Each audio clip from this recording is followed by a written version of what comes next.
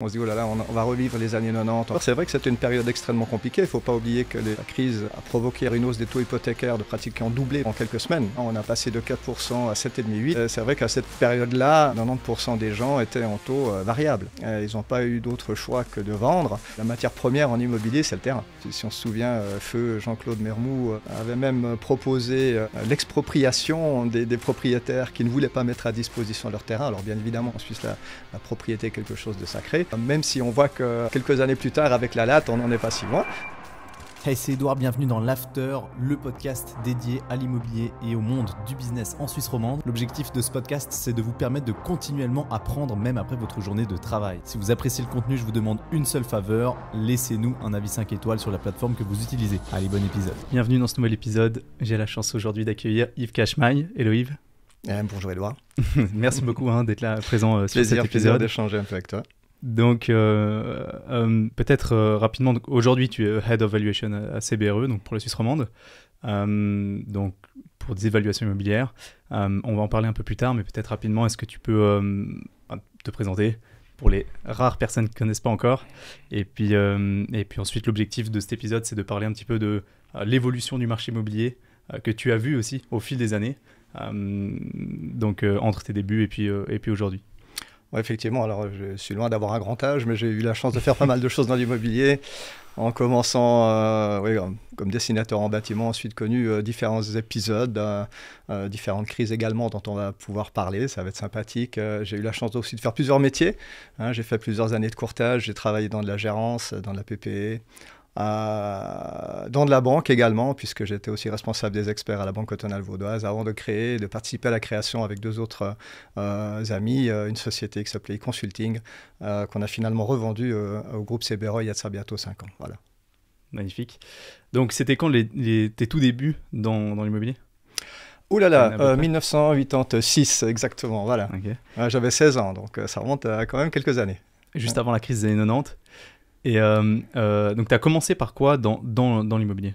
Quel métier ? C'était dessinateur, donc apprendre à construire des maisons, à gérer des chantiers, à avoir des relations avec des clients, etc. Donc, ouais, c'était le début. Et ensuite, courtage ? Ensuite, gérant ? Ensuite, courtage, ensuite gérance, ensuite expertise. Voilà, donc c'est ce métier-là qui me passionne maintenant depuis plus de 20 ans, que je pratique maintenant avec une équipe sur toute la Suisse romande. Voilà, et plus largement sur toute la Suisse, si on inclut aussi nos collègues zurichois. En ayant fait un peu tout, c'est quoi le plus intéressant, rapidement, avant de parler des années 90, de la crise, comment ça s'est passé ? Tout. Il y a des choses bonnes à prendre absolument dans tout. Moi, le métier que j'ai préféré, pour être honnête, et ça surprend souvent les gens, c'est la gérance PP, enfin l'administration de PP. Ah vraiment ? Voilà, moi c'est un truc que j'ai adoré faire, c'est le contact avec les gens, c'est débugger des choses, c'est avoir des anecdotes par milliers sur des assemblées de PP qui se passent plus ou moins bien. Des fois, ça peut être assez rigolo. Et honnêtement, c'est le métier que j'ai préféré faire. En tout cas, le contact avec les clients est quelque chose qui avait été très très important. Alors maintenant, c'est un métier d'expertise, c'est un métier un peu moins avec un peu plus de travail intellectuel, probablement, mais en tout cas, voilà, l'administration de PP, c'est ce dont je garde, je vais dire, le meilleur souvenir, on va dire ça. Ok, le courtage, t'as pas fait longtemps là. J'en ai fait quelques années quand même. Alors, c'était dans une entreprise de la région lausannoise. Alors, effectivement, on vendait principalement des appartements, des villas. Donc, on construisait aussi les villas. Donc, voilà, on avait les clients du début à la fin, la plupart du temps. Ok, parfait. Donc, tu commences fin des années 80, les années 90 qu'on connaît bien dans l'immobilier, arrive. C'était comment ça ? Alors, beaucoup en parlent, peu l'ont vécu. Effectivement. 1990, on y fait souvent référence maintenant, c'est assez intéressant parce qu'on se dit, oh là là, on va revivre les années 90, on parle toujours des années 90 comme étant quelque chose qui a fait très fort. C'est vrai que c'était une période extrêmement compliquée. Il ne faut pas oublier que à l'origine, la crise a provoqué, on va dire, une hausse des taux hypothécaires qui ont doublé pratiquement en quelques semaines. On a passé de 4% à 7,5-8%. Les plus anciens le connaissent. C'est vrai qu'à cette période-là, 90% des gens étaient en taux variable. C'est-à-dire que tout à coup, les gens ont vu leur crédit hypothécaire, les intérêts en tout cas, doubler en quelques semaines. Pour beaucoup, c'était devenu totalement insupportable. Ils n'ont pas eu d'autre choix que de vendre. Ma foi, on sait bien que quand il y a beaucoup de gens qui vendent en même temps dans un marché où il n'y a plus personne qui veut acheter parce que l'accès au crédit est devenu pratiquement impossible, fatalement, ça commence à devenir très très compliqué. Il y a malheureusement beaucoup de particuliers, mais aussi des entreprises qui à ce moment-là ont subi des grosses pertes. C'était quelque chose d'assez particulier. C'est ce qui fait un tout petit peu peur maintenant. On fait toujours référence à cette période un peu sombre de l'histoire immobilière en Suisse. En combien de temps les taux ont doublé ? Il faudrait regarder ça, mais en quelques semaines, c'était extrêmement soudain. C'est passé de 4 à 8 sans vraiment faire d'échelon. C'est passé 4, 6, 7, 8 et c'est monté très très vite. Alors d'ailleurs, à ce propos, tu me dis si je me trompe, mais une grosse différence qu'il y avait avant par rapport à aujourd'hui, c'est aussi que tout le monde était en taux variable. Le taux fixe n'existait pas vraiment. Ça existait très très peu, c'était très très peu pratiqué. Alors je disais à peu près 90% des gens qui étaient en variable. Actuellement, c'est l'inverse maintenant. On a 90% des gens qui sont en fixe.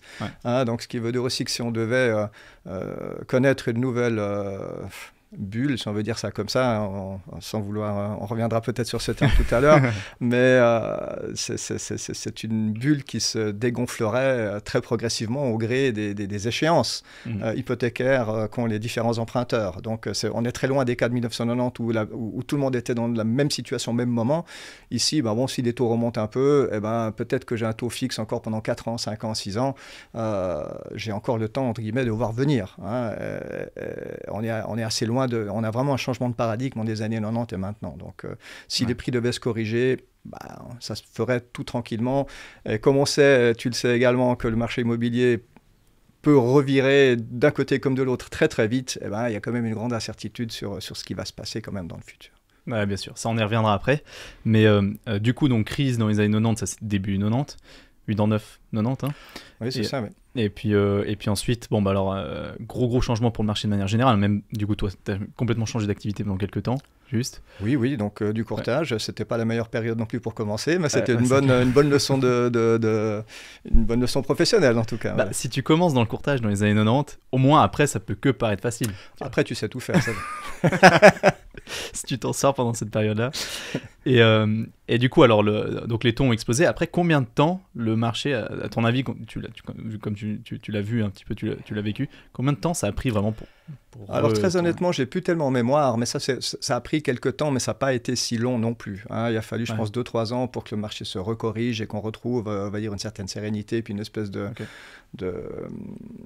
choses auxquelles on avait plus l'habitude, on va dire. Ça a vraiment été assez ponctuel. Quand on voit les courbes à cette période-là, c'était vraiment 90, c'était un pic en termes de taux d'intérêt, puis on est assez vite après redescendu de nouveau. Enfin, assez vite, ça a pris quand même plusieurs mois, voire quelques années, pour retrouver des taux tels qu'on les connaissait à ce moment-là, c'est-à-dire 4, 3,5, 4, 4,5, quoi. Voilà, quelque chose qui semble aujourd'hui très élevé, mais aussi, le prix des maisons n'était pas les mêmes qu'aujourd'hui non plus. Voilà. Complètement, c'est vrai. Ensuite, donc, année 2000, la bombe, c'était comment, là, début des années 2000 ? Début des années 2000, je crois que ça a duré pendant longtemps. C'était un peu, même plus tard, on va dire que le métier était devenu un peu plus facile. On va pas se mentir, c'est vrai que cette petite, ce petit hiatus, ces petits accidents qu'on a connus, accidents de marché qu'on connaît maintenant depuis 2-3 ans, c'est vrai que c'était un tout petit peu nouveau. Mais pendant 15 ans, le marché immobilier était assez calme et assez sécurisant, vu que les prix n'arrêtent pas de monter. On avait une pénurie effectivement de logements qui était très favorable pour les propriétaires, un peu moins pour les locataires forcément, parce qu'on ne construisait pas assez, parce qu'il n'y avait déjà pas de... Oui. Alors, n'oublions pas que l'immobilier, c'est cyclique. Lorsque j'ai commencé en gérance, c'était en 2000, on était dans un cycle où il y avait trop de logements. On oublie souvent que on se dit, oh là là, il y a la pénurie, elle dure depuis toujours. C'est pas tout à fait vrai. Hein. Il y a 20 ans, 25 ans maintenant, eh ben, on était à la recherche de locataires. On offrait des gratuités de loyer, on offrait des déménagements, etc. Et on a tendance à oublier, c'est pas si longtemps, hein, c'était il y a 25 ans. Et on parle souvent des cycles immobiliers, et typiquement, c'est ce qu'on a vécu. Donc, une période effectivement trop construite, on a dû effectivement faire des concessions sur des loyers, etc. Et puis ensuite, le marché s'est resserré, on a moins construit, et puis on a cette pénurie qui est arrivée. L'origine de cette pénurie était principalement due, elle est toujours due à manque de matières premières. La matière première en immobilier, c'est le terrain. Et donc, ça a manqué, ça manque toujours assez cruellement. Même aujourd'hui, quand on a des situations de pénurie, c'est qu'on ne construit pas assez pour différents motifs qu'on va peut-être exposer encore tout à l'heure. Donc on était vraiment dans cette situation-là, où il y avait trop de logements sur le marché et des immeubles qui étaient un peu vides également. Ouais, complètement. D'ailleurs, on va parler de ça, parce qu'on va parler des fondamentaux qu'on a aujourd'hui sur le marché. Donc évolution de la population, effectivement le nombre de terrains disponibles, enfin voilà, bref, ce qui construit un peu les prix du marché aujourd'hui, l'évolution du marché. Mais du coup, dans les années, dans cette période-là, parce que s'il y avait autant de logements disponibles dans les fin des années 90, 2000, du coup, parce que là où vous offriez des loyers avant, c'était sur la Riviera, ou c'est parce qu'en Valais, on a connu ça, mais... en Valais, vous connaissez ça tout le temps. Non, je plaisante. Non, même en Valais, c'est fini. Même en Valais, c'est arrivé chez vous. Non, c'était malheureusement un peu généralisé. C'est vrai que les situations les plus excentrées étaient forcément les plus exposées. Les centres-villes, mais ça, c'est des constantes, ça marche toujours très très bien. Même en cas de détente du marché, les gens se recentrent dans les centres urbains la plupart du temps. C'est vrai que les situations un peu plus périphériques, comme la Broye ou même un petit peu plus loin dans la campagne, c'est vrai que ce sont les premières situations qui ont souffert. Voilà, c'est toujours quand on est un tout petit peu loin du centre que ça se complique, franchement. Complètement, ouais. Donc, beaucoup de logements disponibles à l'époque, donc début des années 2000. C'est parce qu'on a beaucoup trop construit dans les années 80, 90 Oui, début des années 2000, ouais. Ah, même début des années 2000, oui, on a beaucoup construit. Ok, d'accord. Et puis ensuite, bon, alors à partir de là, le marché a fait que de grimper, c'était assez stable, les taux ont fait que de baisser petit à petit. Les rendements attendus sur l'immobilier ont fait que de baisser en gros depuis 2000 non, pas trop. C'est vrai que les rendements immobiliers sont restés assez stables, ils le sont toujours à peu près maintenant. Certes, ils ont un peu baissé par rapport à il y a quelques années, mais si on se souvient même un peu plus loin, le taux hypothécaire moyen, on se dit toujours c'est 4 ou 5%. Et souvenons-nous de cette règle qui était en vigueur encore jusqu'au mois d'octobre 2021, ce nouvel arrêt du tribunal fédéral qui permet aux investisseurs de faire maintenant 2% de plus que le taux hypothécaire de référence. Pendant longtemps, c'était 0,5, alors que les taux hypothécaires moyens étaient de 4, 4,5, donc on trouvait tout à fait normal. C'était à peu près ce que procurait l'immobilier de rendement. Ça, c'était tout à fait juste. Enfin, on estimait en tout cas à ces périodes-là que les propriétaires fassent du 4,5, 5% de revenus. Ça semblait normal. Actuellement, maintenant, on dit que c'est abusif. Ouais, complètement. Donc, c'est la loi qui le dit. Donc, entre 2000 et 2015... c'est assez stable, ça croît. Et 2015, 2016, 2017, donc là, on a les taux d'intérêt négatifs qui arrivent. Oui, il s'est passé encore plein de choses entre deux.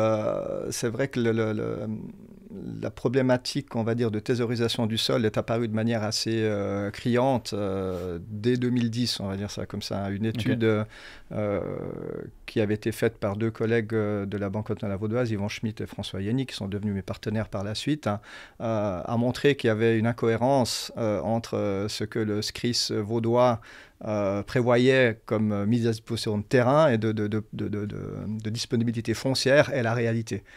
C'est-à-dire que le SCRIS pensait que 80% des terrains qui étaient vides seront disponibles ou seraient disponibles pour la construction dans un délai très court. Or, il s'est avéré, après avoir fait des sondages auprès de ses propriétaires, un grand nombre d'entre eux, que seuls 20% voulaient les mettre à disposition. Donc, ce n'était pas 80 qui pouvaient ou voulaient les vendre, c'est 80 qui ne voulaient pas les vendre, pour des raisons très diverses, parce qu'ils voulaient se garantir une vue, parce qu'ils voulaient garder ça pour leurs enfants, ou encore des réponses qu'on a obtenues lors de ce sondage, parce qu'ils n'avaient tout simplement pas besoin d'argent. D'accord. On est arrivé avec une étude dans laquelle on a mis en exergue le fait que les prévisions démographiques et de mise à disposition des terrains du canton de Vaud étaient erronées. Puisque Ok. s'il n'y a pas de matière première, on ne peut pas construire, donc on ne peut pas accueillir tous les gens qui sont prévus d'arriver, que ce soit endogènes ou exogènes. Alors ça donnait lieu à cette étude a fait grand bruit dans les milieux politiques, même si on se souvient, feu Jean-Claude Mermoux avait même proposé l'expropriation des propriétaires qui ne voulaient pas mettre à disposition leur terrain. Alors bien évidemment c'est un tollé parce qu'en Suisse la propriété est quelque chose de sacré, même si on voit que quelques années plus tard avec la latte on n'en est pas si loin. Donc j'allais venir, voilà, on va en parler après. on n'est pas si loin de ça.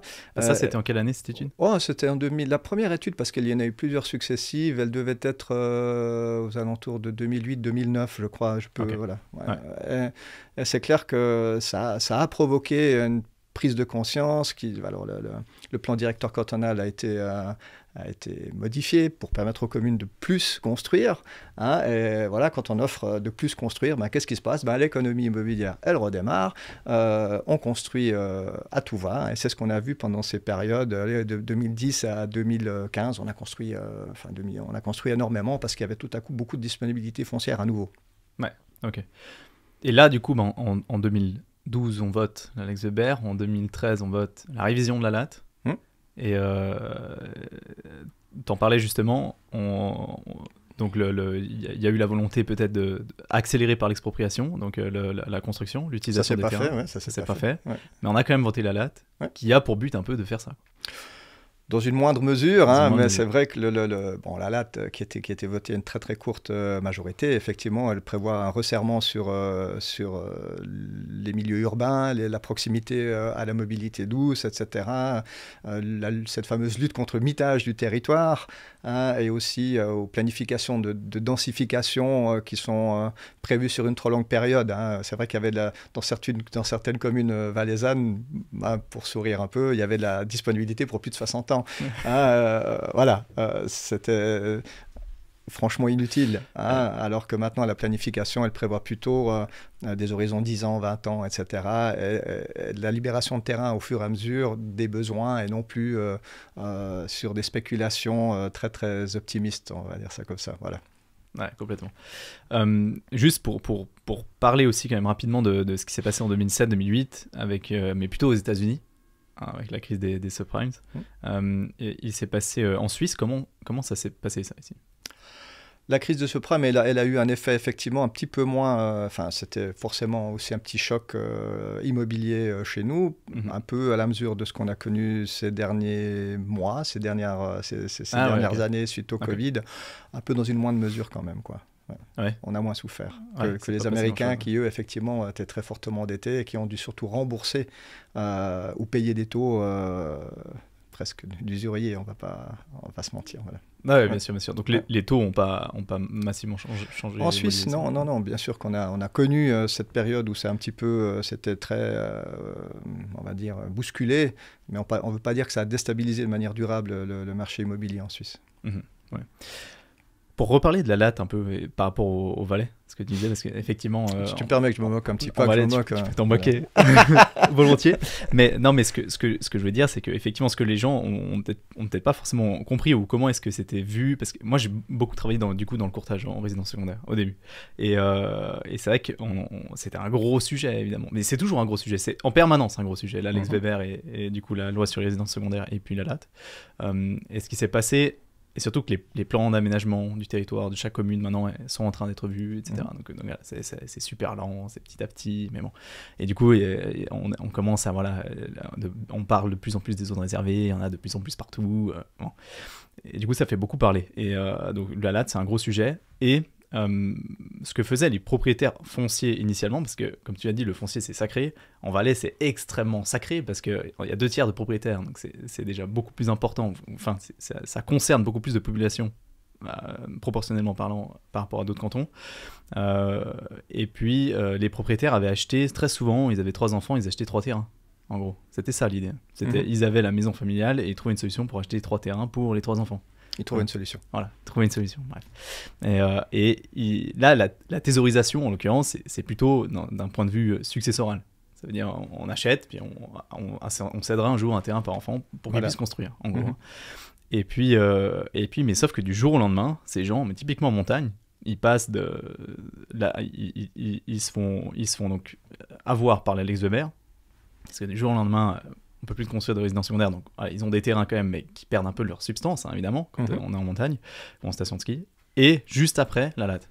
Et donc évidemment, il y a une partie de ces terrains qui sont, comme tu disais, qui sont concernés par la latte, parce qu'on a un territoire qui a suffisamment de terrain à bâtir pour 50, 60, 70 ans, ce que la latte ne veut pas. Ouais. Donc, évidemment, tout le monde est concerné par, au final, qui est aussi une espèce d'expropriation quand même, hein, avec des propriétaires qui, du jour au lendemain, ont leur terrain avec lequel ils ne peuvent plus rien faire. Qui ne vaut plus rien, voilà. Hein, pratiquement. Ouais, clairement. Donc, le gros problème de ces propriétaires, c'est quand ils ont la maison familiale, ils ont acheté 3 terrains pour les 3 enfants, et il y en a 2 qui sortent de zone à bâtir.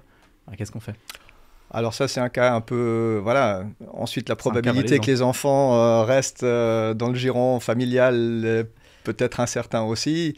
Ce qu'on a vu surtout en Valais, c'est des zones à bâtir très très loin des villages, hein, dans les pâturages, etc. Et c'est plutôt ces zones-là qui étaient visées par la latte plus que des parcelles urbanisées, etc. Hein, donc, mais... Bien sûr. Il est vrai qu'il ne faisait pas bon à cette période, et toujours pas bon maintenant, d'être municipal des bâtiments ou de l'urbanisme dans une petite commune lorsqu'il a fallu aller dire à certains propriétaires et choisir, entre guillemets, celle qui ne correspondait plus à la volonté, celle qui devait être éliminée, entre guillemets, du paysage constructible. Ou virtuellement, potentiellement constructible dans la commune, et elle expliquait aux propriétaires effectivement que leur terrain allait devenir inconstructible. Hein, il ne faut pas se tromper aussi, les zones réservées qui ont ensuite été reprises dans plusieurs communes, c'est un peu une invention valaisanne, je crois bien. Ces zones réservées sont, à mon sens, quand même une espèce de mesure d'attente pour ne pas trop froisser les propriétaires, mais avec probablement peu de chance qu'à moyen terme, voire à long terme, ces parcelles redeviennent une fois constructibles. Enfin, non, complètement. Malheureusement, j'ai quelques doutes à cet égard. Non, mais il y a quelques zones réservées qui ont été réservées uniquement pour densifier plus aussi. Hein. Oui, justement, oui. Bloquer des nouvelles potentielles constructions de maisons individuelles pour ensuite en faire plutôt des petits bâtiments. Ça, c'est clair. Donc, là, on est à peu près en 2015, hein, avec toutes ces nouveautés. Pratiquement, oui. Plus ou moins. Voilà. Et là, on a les taux d'intérêt négatifs qui arrivent. Hein. C'est 2016, 2017.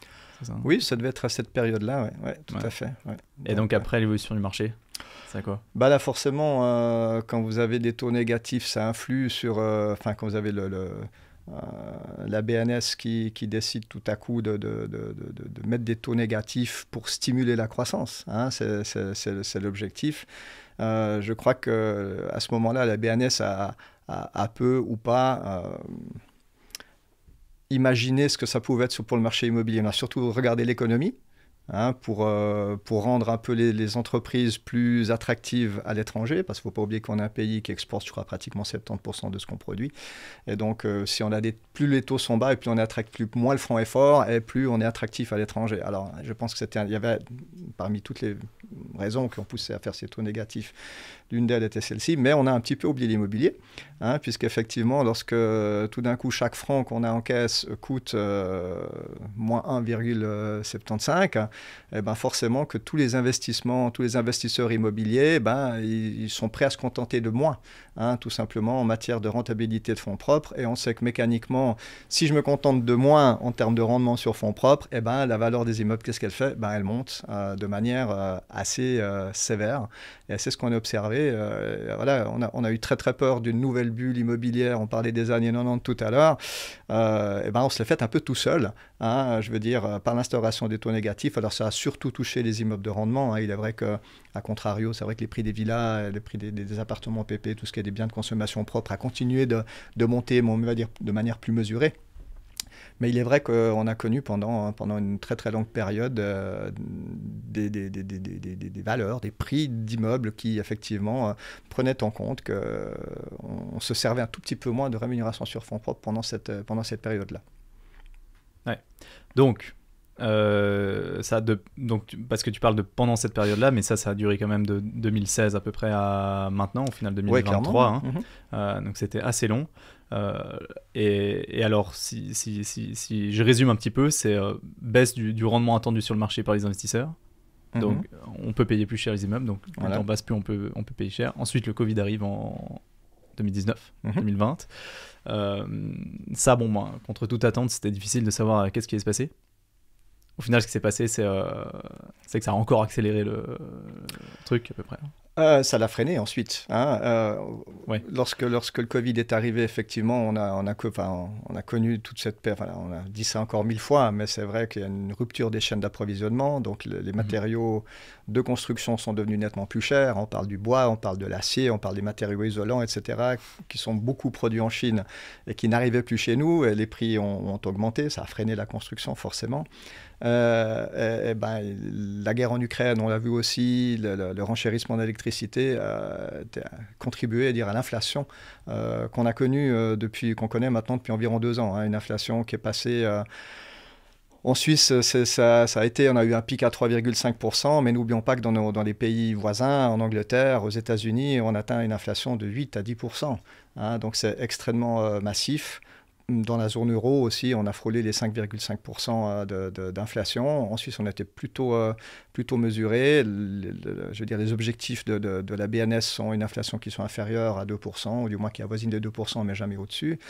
Et finalement, pour contrer l'inflation, pour contrer cette hausse des prix, cette baisse du pouvoir d'achat, il n'y a pas 1000 manières de faire. On doit toucher au taux directeur, donc que ce soit les banques centrales, que ce soit les banques nationales dans les différents pays. On voit qu'elles ont agi avec force sur leur taux directeur. Le taux directeur, on voit en Angleterre, aux États-Unis, il est toujours autour de 5, etc. Nous, on est monté, on est parti d'intérêt négatif à maintenant 1,75, maintenant 1,5. On voit que ça reste très très mesuré par rapport à d'autres pays. Et ça suffit finalement à ramener une inflation en Suisse, du moins telle que souhaitée par la BNS, vu qu'au fin mars, on a 1% d'inflation par rapport au même mois de l'année dernière. Donc, et ça c'est très intéressant. Ce taux directeur, il a un lien forcément très très direct avec l'immobilier, puisque non seulement ce taux directeur sert de base aux établissements prêteurs et des banques notamment pour fixer le prix, le taux qu'ils vont pratiquer à leur clientèle commerciale ou privée. Donc forcément, si le taux directeur monte, les taux hypothécaires montent, ça c'est mécanique. Un autre phénomène mécanique, c'est que les obligations de la Confédération montent également, on l'a vu.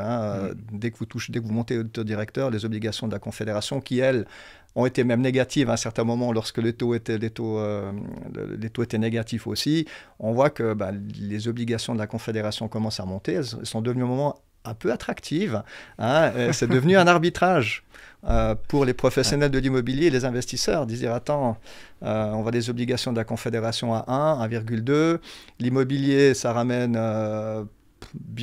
pas loin de ça à ce moment-là. Alors qu'est-ce que l'immobilier a dû faire pour corriger et rester attractif, continuer? Il a fallu, les taux sont montés, les attentes des investisseurs sont remontées, et lorsque les taux remontent, c'est l'effet inverse de ce qu'on a vu tout à l'heure, les prix baissent. C'est parfaitement mécanique. C'est ce qu'on a observé ces derniers mois, c'est que le prix des immeubles de rendement, je parle toujours des immeubles de rendement parce qu'une fois de plus, la ville, comme la PP, elle continue son petit bonhomme de chemin à monter. On a vu les immeubles de rendement tout à coup baisser de valeur par rapport à ce qu'on avait observé ces dernières années. C'est vrai que c'était quelque chose d'un peu nouveau. On avait toujours l'habitude de voir les prix des immeubles monter. Et pour une fois, on a eu un phénomène assez unique où on a vu et on voit toujours que les prix sont inférieurs à ce que les investisseurs les auraient payés il y a quelques mois encore. Donc c'est une réalité.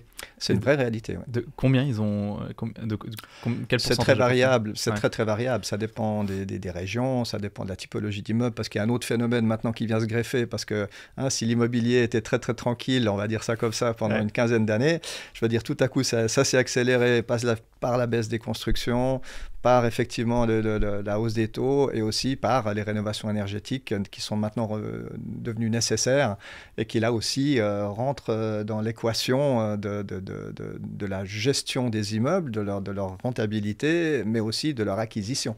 Je veux dire, non seulement effectivement les immeubles ont baissé de valeur, alors on entend un petit peu tout selon les régions, mais entre 5, 10, voire 15% dans certaines régions, ça a été des réalités pendant une certaine période. Maintenant, il est vrai que cette problématique de de travaux énergétiques vient un peu se rajouter. Hein. On voit que les immeubles qui sont très très peu vertueux, dans une classe CECB très, très péjorante, ne trouvent plus du tout preneur actuellement. C'est assez préoccupant. Il y a beaucoup d'objets un peu... on va dire on parle de passoires énergétiques, hein, comme ça on peut l'imaginer de manière assez claire, qui sont sur le marché ou qui arrivent sur le marché. Et c'est vrai qu'ils n'intéressent que très peu de gens, puisqu'effectivement, ils vont non seulement devoir, pour les institutionnels ont déjà un portefeuille à rénover énergétiquement, ils vont devoir y consacrer, on parle de milliards hein, au niveau suisse, 60% des bâtiments vont devoir être rénovés. Et franchement, pourquoi est-ce que je vais encore acheter un immeuble dans lequel je vais devoir faire des travaux importants d'ici quelques années? Donc c'est un vrai arbitrage maintenant. Alors ils achètent encore ce genre d'immeuble, mais vraiment si on fait des très très bonnes affaires, ça reste comme ça. Voilà. Mais il y aura des opportunités. Il y en a toujours maintenant. Hein. On voit ces immeubles continuent d'intéresser. Hein.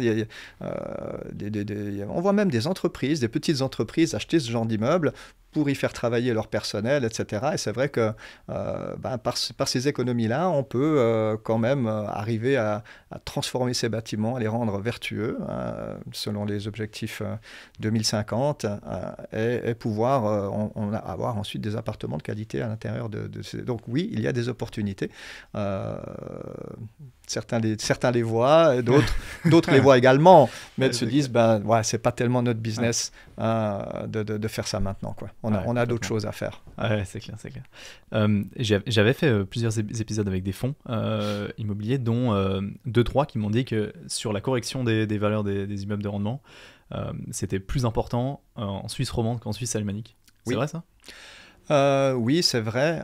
Ce qu'on observe, les Suisses allemands, durant cette crise, on peut quand même l'évoquer, on voit que la majorité des capitaux qui ont été investis dans l'immobilier ces 2 dernières années se sont exclusivement presque concentrés dans la région zurichoise. Okay. Ça, c'est très intéressant. Okay. C'est vrai qu'on investit où on connaît. Ça, c'est déjà une règle aussi que beaucoup observent. On a vu très précisément que les capitaux se sont concentrés dans la région zurichoise. Les Suisses allemands se sont dit, oulala, déjà Genève, ça devient compliqué avec la LDTR, ça l'est déjà depuis quelques années. Vaud a emboîté le pas avec la L3PL, c'est compliqué aussi de rénover. À Zurich, environ, on connaît, et on voit qu'il y a eu un vrai Röstigraben de capitaux ces derniers mois. Ça, c'est extrêmement clair également. Même des romans qui investissent à Zurich ? Moins, clairement. Okay. Comme je dis, on fait ça chez soi. Si je suis un fonds roman, j'aurais plutôt tendance à chercher des objets chez moi. Si je suis un fonds suisse-allemand, j'aurais plutôt tendance à aller chercher quelque chose qui est proche dans un marché que je connais bien. Voilà.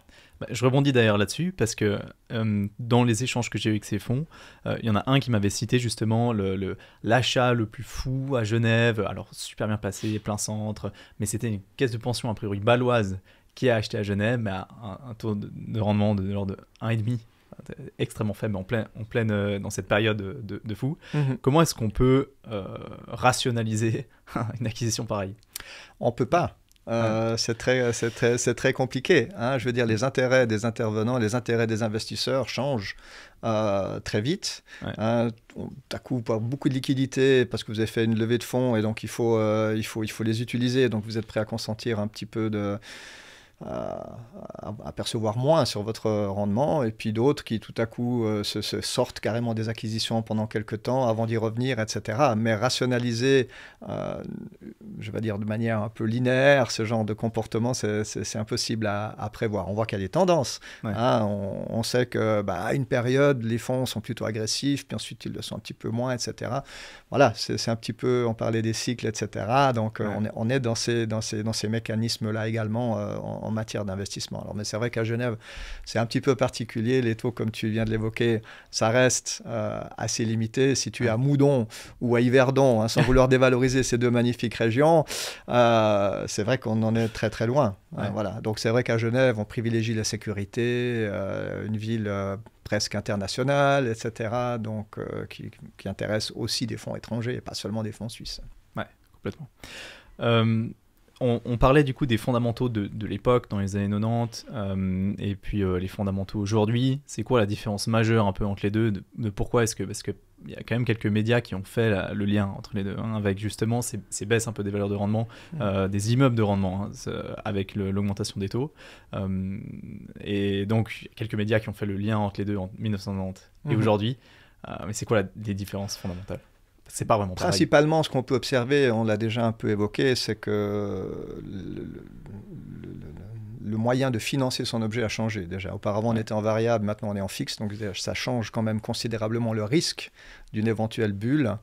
Et on peut aussi observer que les objets, que l'immobilier, maintenant les immeubles vraiment de rendement, que sont les immeubles résidentiels, commerciaux un peu moins, retail et bureaux, on va dire que c'est plutôt compliqué pour eux pour l'instant, mais on voit que c'est devenu vraiment des véhicules de placement, hein, auparavant, et on l'observait aussi lorsqu'on expertisait des objets à ce moment-là. On les expertisait de manière un peu moins fine que maintenant, hein. Maintenant, on les expertise aussi comme des véhicules de placement, hein, avec des flux. Qu'est-ce qui rentre, qu'est-ce qui sort, hein, qu'est-ce qui rentre, c'est des loyers, qu'est-ce qui sort, c'est toutes mes charges d'exploitation, et finalement, qu'est-ce qui me reste à la fin, quelle est ma rentabilité sur fonds propres. Donc ça, c'est aussi un changement assez important de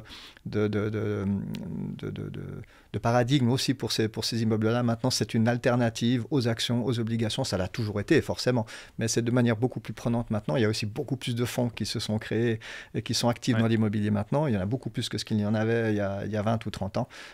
Preuve en est qu'effectivement, ça reste une valeur sûre quand même sur la durée. Même si on l'a vécu, on vient de le vivre, on le vit encore. Et il y a de temps en temps des petits remous, quoi, là. D'ailleurs, les fonds sont assez agressifs maintenant. Alors, c'est normal, hein, je veux dire, voilà, les liquidités continuent d'arriver malgré tout, les loyers continuent de rentrer.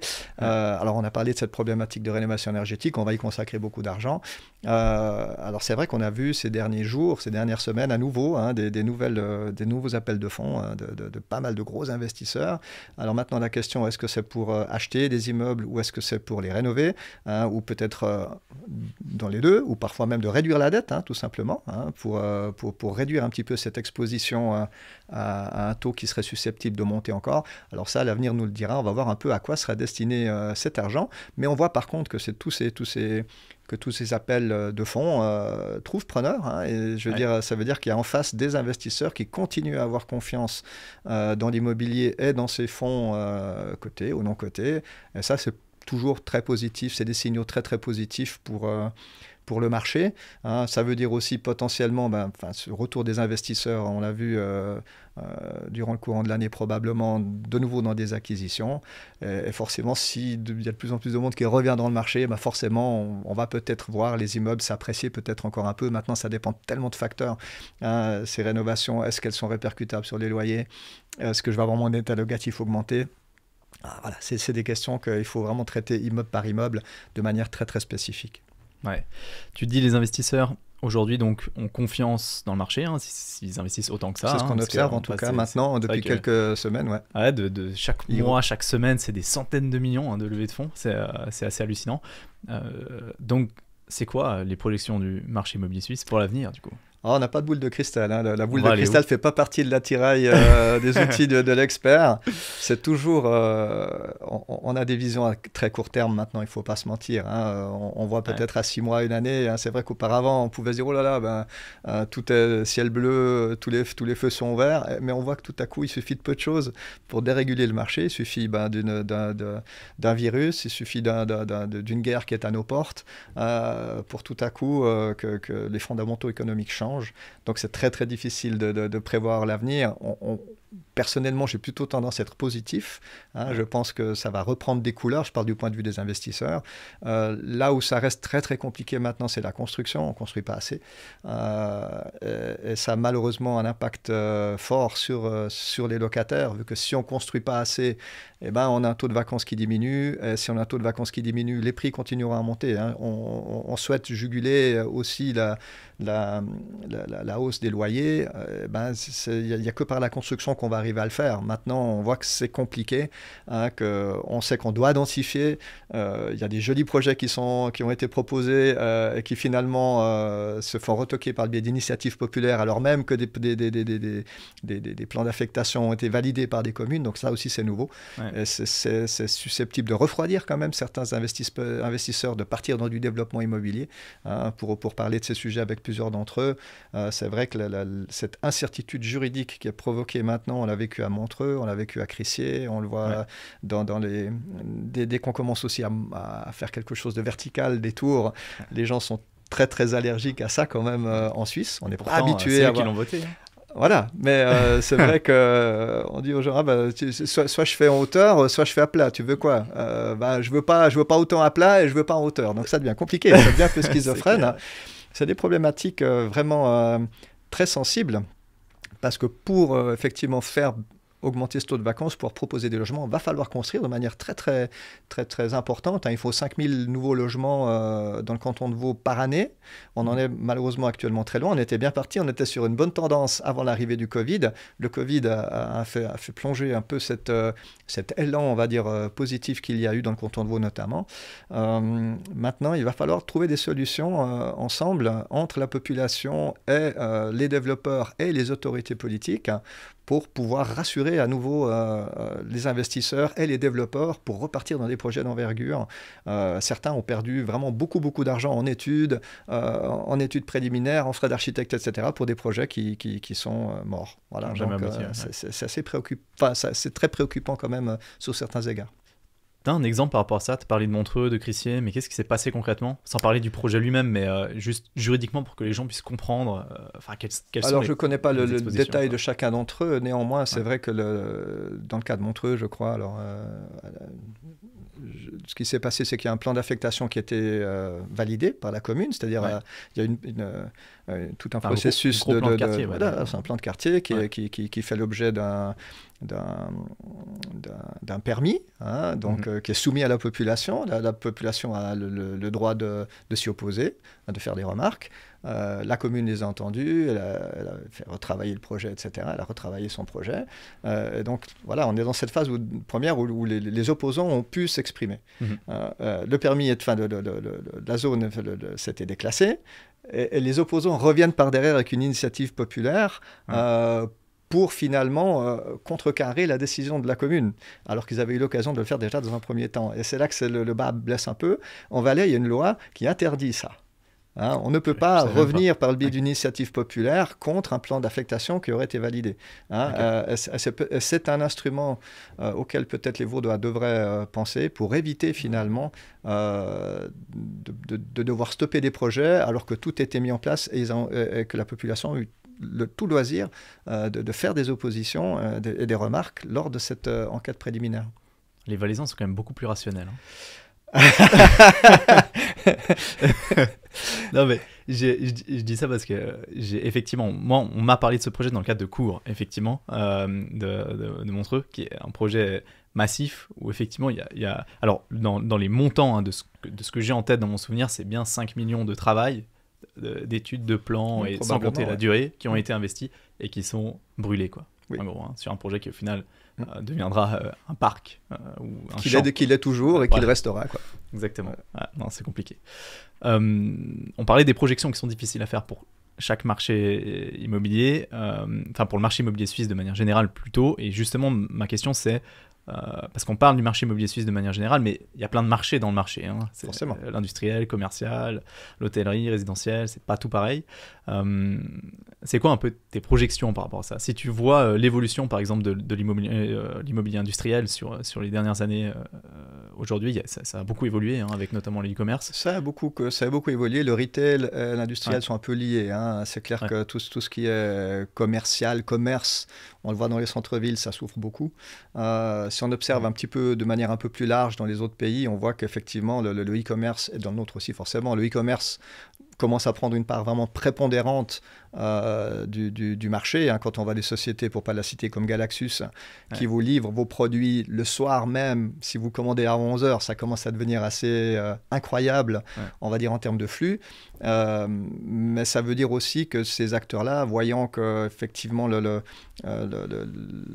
clients commandent de plus en plus par Internet et ne se déplacent plus, ils commencent à déserter, à quitter les magasins centre-ville pour monter ce qu'il faut pour livrer les gens, c'est-à-dire des centres logistiques, pour distribuer la marchandise. Alors là où c'est assez intéressant, on observe quand même que on voit plusieurs de ces halles artisanales industrielles se réaffecter en centres logistiques en Suisse. On voit qu'il y a des halles qui, par cessation de l'activité ou autres, étaient vides, se font réinvestir par ce type d'acteurs. Ça reste assez peu en Suisse. En Suisse, on a un territoire qui est très très exigu, donc ces halles ne sont jamais très très grandes. Il y en a quelques-unes qui sont très imposantes, mais je me promenais l'autre jour dans le nord de l'Italie, du côté de Bologne, où il y a un centre de distribution Ikea, vous pouvez prendre Google Maps, qui fait une halle qui fait près d'1 kilomètre de long, sur 400 mètres de large. Imaginez 8 terrains de football alignés sur 4 de largeur. Imaginez la taille de la halle, quelque chose d'absolument incroyable. Alors en Suisse, on aura un petit peu de peine à faire ça pour d'autres raisons, pour les mêmes raisons peut-être qu'on a évoquées tout à l'heure.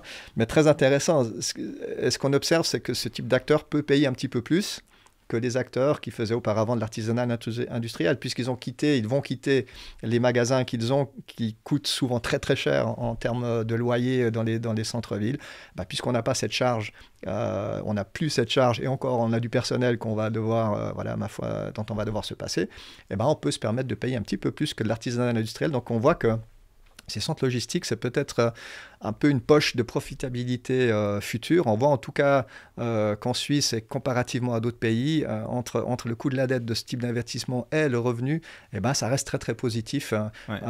C'est peut-être une poche, on va dire, une petite niche dans laquelle quelques investisseurs et quelques fonds aussi vont s'engouffrer, parce qu'on peut tout à fait imaginer des fonds maintenant qui vont investir dans ces sites artisanaux industriels revitalisés en logistique.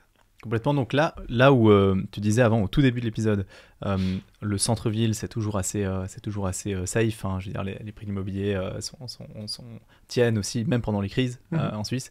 C'est valable pour le résidentiel, mais pas forcément pour le commerce. Beaucoup moins pour le commerce. On voit maintenant, les investisseurs sont de plus en plus méfiants, du moins pas méfiants, mais de moins en moins positifs sur ce type d'actifs.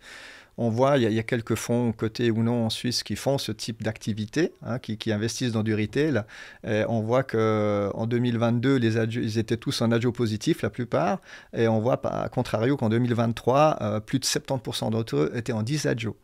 C'est-à-dire que leur valeur était inférieure à leur valeur nominale. Donc ça, c'est un signe quand même du désengagement quand même de ce segment-là auprès des investisseurs. On voit que le bureau souffre aussi. On a quelques éléments, quelques fonds qui sont aussi en disagio, beaucoup moins. Par contre, la plupart des fonds cotés ou non en Suisse résidentiels, eux, sont dans le positif depuis toujours. Donc c'est vrai qu'il y a une espèce de resserrement autour du résidentiel, forcément, de la part des investisseurs. Et un petit désintérêt quand même, ou du moins une inquiétude, on va dire ça comme ça, sur tout ce qui est commercial, retail, etc. Ouais, c'est ça. Ok, donc résidentiel, l'avenir a l'air plutôt vert. Retail, comme toujours, général, évidemment, si tout se passe comme prévu. Retail orange, c'est jamais comme prévu. Retail, c'est un peu orange. Industriel, c'est plutôt vert, du coup. Disons qu'il y a une petite poche, il y a quelques lueurs d'espoir, en tout cas pour ces actifs-là, même si le marché reste très petit quand même pour la Suisse, on s'entend. Mais c'est ce que j'allais dire. Est-ce que ce marché-là est pas exposé quand même, ils me disent si je me trompe, mais à des constructions de gros centres logistiques juste à la frontière, en France ou en Italie, où ça peut être juste à côté. Forcément, ça peut également. C'est vrai qu'on peut. On n'a pas trop vu ça pour le moment. Pour l'instant, ça s'observe pas trop, mais c'est une éventualité finalement. Ouais. Mais comme dit ici, nous nos parcelles. La taille de nos parcelles artisanales industrielles ici sont relativement modestes par rapport à ailleurs. On va pouvoir très peu faire de grands centres logistiques, mais les petits, certes, jusqu'à une certaine taille, on va quand même réussir à en faire quelques-uns, notamment en Valais, dans la plaine du Rhône, parce que là, il y a encore de la place. Effectivement. Ok, et puis par contre, tu as parlé des bureaux, pardon. Les bureaux, comment tu vois l'évolution avec le télétravail? Ça a beaucoup fait de bruit. Ça a beaucoup fait de bruit, beaucoup de bruit pour rien, semblerait-il, parce que ça résiste mieux que ce qu'on aurait pu penser. hein, contrairement aux États-Unis. Je ne sais pas si tu as vu les dernières statistiques, hein, où on a observé que 50% des travailleurs n'étaient jamais revenus dans leur bureau 50%. après le Covid. Ah ouais. 50% n'ont plus revu leur place de travail. Hein, parce qu'effectivement, maintenant, quand on a permis le télétravail, c'est vrai que les Américains faisaient volontiers 1 heure, 1 heure et demie, 2 heures pour aller à leur travail, donc dans des bouchons interminables. Ben voilà, c'est beaucoup plus facile de travailler depuis la maison, de plus être dans des bouchons. La qualité de vie, c'est tant mieux, s'en est trouvé améliorée. Mais il est vrai que ça crée aux États-Unis, hein, si on parlait de ce cas-là, on a des villes, des sites entiers avec des 35-40% de taux de vacances actuellement dans les bureaux. Alors, si on compare, on dit toujours que la zone de l'aéroport à Genève, c'est un peu la pire de la Suisse romande, où on est maximum à 4% de taux de vacances actuellement. On peut se dire que on peut se plaindre, mais, mais avec modération, on va dire ça comme ça. C'est vrai que le tsunami annoncé n'est en tout cas pas arrivé jusque chez nous, clairement. Par contre, ce qui est vrai, c'est que j'ai vu il y a 2-3 semaines, hein, il n'y a pas si longtemps que ça, un gros projet à Genève, justement, de transformation de bureaux en logement. Mm-hmm. Je ne sais pas quel ça m'a échappé. Peut-être propriétaire. Comment tu vois ça? C'est la réaffectation des locaux. Tu as parlé de l'industrie. Oui. Alors c'est très forcément qu'on aurait l'idée de transformer toutes ces surfaces de bureaux vides en logements pour contrecarrer la pénurie. Maintenant, c'est vrai que tous les immeubles ne s'y prêtent pas. Hein, souvent, les coûts de réaffectation, de transformation de ces surfaces en logements n'en vaut tout simplement pas la peine. Hein, donc, une fois de plus, c'est difficile de dire de manière très linéaire, il faut le faire, il ne faut pas le faire. Je veux dire, chaque immeuble a un potentiel, a une situation qui peut faire que les loyers pourront compenser la transformation.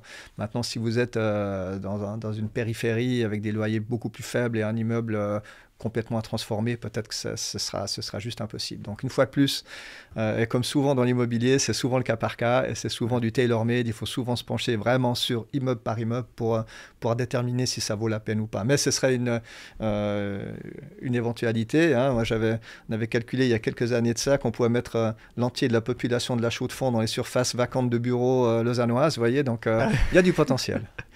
C'est une drôle d'étude, mais ok. Non, mais c'était...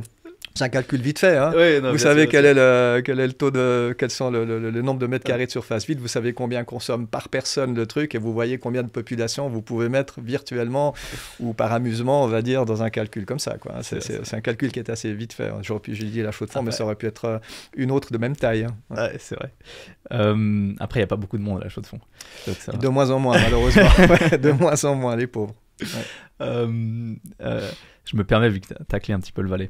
Je ne suis pas Neuchâtel. On t'a parlé aussi avant, qui a retenu quand même mon attention, parce que ça fait partie de l'évaluation, de l'expertise. Du coup, je profite un petit peu. On a parlé de la baisse des valeurs immobilières, notamment aussi liée au coût de la rénovation, directement ou indirectement, à cause des rénovations énergétiques à faire pour la grosse partie des immeubles. Comment est-ce que c'est pris en compte ça dans une expertise? C'est très très dur à prendre en considération, surtout que la répercussion sur le loyer. C'est de moins en moins dur, hein, je veux dire, parce que c'est vrai que pendant une certaine période, il y a une espèce d'incertitude sur qu'est-ce qu'il fallait qu'on fasse, combien ça allait coûter, dans quel délai. Donc maintenant qu'on a un calendrier à peu près clair, et qu'on a appris aussi à chiffrer ce genre de travaux. Hein. Alors, bien sûr, remplacer de l'énergie fossile par de la pompe à chaleur ou du chauffage à distance, mettre des panneaux solaires, remplacer les fenêtres, isoler les façades. Eh ben, ça, maintenant, on sait le faire assez bien. Hein. On a plusieurs sociétés, dont la nôtre aussi, ont développé des applications qui permettent de chiffrer ça de manière assez précise pour voir finalement l'impact de ces travaux. Alors, c'est vrai que dans l'expertise, maintenant, on va placer ces travaux selon un calendrier bien précis qui est dicté souvent par la loi. Hein, voilà, il faut remplacer la production de chaleur au plus tard à temps, zéro carbone à temps, donc on sait maintenant. Le problème, c'est que c'est très court. Hein, et c'est une vraie problématique qu'on a et qui va probablement être un frein à la réussite de cet énorme projet. Je crois qu'on ne se rend pas vraiment compte. C'est un projet colossal, gigantesque. Imaginez, rénover 60% des immeubles. On a un cycle immobilier. C'est dans 25 ans qu'on doit être à la neutralité carbone. Alors, est-ce qu'on aura les matériaux? rien n'est moins sûr. Les échafaudages, est-ce qu'on aura surtout de la main-d'œuvre? Ça, c'est encore plus compliqué parce que pour rénover tout ça, il faudra beaucoup de monde. Si on avait pu compter dans les années 60-70 sur de la main-d'œuvre étrangère, des Italiens, des Espagnols qui sont venus contribuer aux constructions en Suisse, c'est une main-d'œuvre qui maintenant ne viendra plus. Puisque cette problématique énergétique, elle n'est pas suisse, elle est mondiale. Et en Europe, tous les pays sont dans l'obligation de rénover leurs immeubles. Et on voit que ces entreprises, qu'on voit en France, en Italie, etc., elles ont actuellement beaucoup, beaucoup de travail. Il n'y a aucune raison pour eux de venir en Suisse pour fournir finalement du travail qu'ils font chez eux. Donc on va avoir un problème de main-d'œuvre. Je pense que la temporalité va être difficile à respecter quand même. Je crains. Vraiment, je souhaite vraiment qu'on y arrive, mais la raison me dit que ça va être compliqué quand même. Mais et administrativement, politiquement même, ce qui est dit ou ce qui est souhaité ne suit pas forcément la réalité du marché. On a parlé de l'évolution des nouvelles constructions aussi, avec des projets qui sont bloqués, etc., qu'on ne peut pas réaliser, même qui sont parfaitement en accord avec ce qu'on a voté au final. Mais administrativement, pour ce genre de projet aussi, ça prend une éternité. Oui, ça prend actuellement beaucoup de temps, mais c'est vrai que j'ai encore suivi une brève allocution hier de Christiane Luisier-Brodard, la présidente du Conseil d'État vaudois, qui disait plus on simplifie et plus on a d'opposition. Donc c'est vrai que les politiques font leur possible, du moins sous certains aspects pour simplifier. Là, elle parlait du remplacement des pompes à chaleur, typiquement, où maintenant cette procédure est simplifiée, il n'y a plus besoin de mettre à l'enquête, etc. Et ils ont dû traiter des oppositions de gens qui trouvaient que c'était trop simple. Alors vous voyez, ça devient complètement schizophrène. On passe le temps qu'on passait auparavant à octroyer des autorisations, on le passe à répondre à des opposants à quelque chose qu'on a simplifié. Donc c'est vrai que, alors je crois que les politiques font ce qu'ils peuvent. je vais de loin pas les blâmer. Je pense que les réactions citoyennes sont peuvent être assez étonnantes. On le voit, on a parlé de ces oppositions, on le voit aussi de cette problématique que je viens d'évoquer. C'est vrai que c'est quelque chose d'assez péjorant quand même. Il y a un esprit contestataire quand même qui est en train de naître au sein de la population sur ce qui touche à la densification d'une part et à ces aspects-là d'une autre. Je voulais rebondir sur la LDTR dont tu as parlé avant et le 3PL sur le canton de Vaud, parce que ça, c'est des lois qui viennent en complément du droit du bail pour cadrer un petit peu les rénovations. Donc qui même prime sur lui dans le cas de Genève. Oui, voilà, ouais. Et la réflexion, c'est très roman comme truc. Au final, en Suisse allemande, il n'y a que Bâle qui a ça. Exact, Bâle depuis quelques années maintenant, et depuis 2 ans. Ouais. Mais un peu plus light quand même. Et Neuchâtel a aussi quelque chose, mais beaucoup plus soft aussi. Ok.